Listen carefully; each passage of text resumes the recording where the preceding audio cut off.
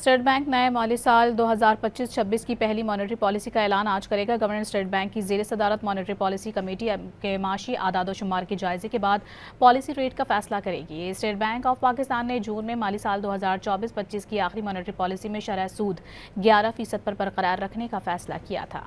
State bank نئے مالی سال 2025-26 کی پہلی مانیٹری پالیسی کا اعلان آج کرے گا۔ گورنر اسٹیٹ بینک کی زیر صدارت مانیٹری پالیسی کمیٹی کے معاشی اعداد و شمار کے جائزے کے بعد پالیسی ریٹ کا فیصلہ کرے گی۔ اسٹیٹ بینک آف پاکستان نے جون میں مالی سال 2024-25 کی آخری مانیٹری پالیسی میں شرح سود 11% پر برقرار رکھنے کا فیصلہ کیا تھا۔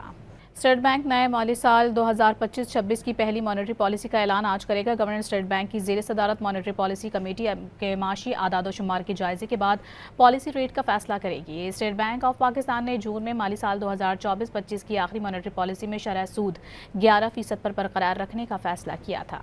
اسٹیٹ بینک نئے مالی سال 2025-26 کی پہلی مانیٹری پالیسی کا اعلان آج کرے گا۔ گورنر اسٹیٹ بینک کی زیر صدارت مانیٹری پالیسی کمیٹی کے معاشی اعداد و شمار کے جائزے کے بعد پالیسی ریٹ کا فیصلہ کرے گی۔ اسٹیٹ بینک آف پاکستان نے جون میں مالی سال 2024-25 کی آخری مانیٹری پالیسی میں شرح سود 11% پر برقرار رکھنے کا فیصلہ کیا تھا۔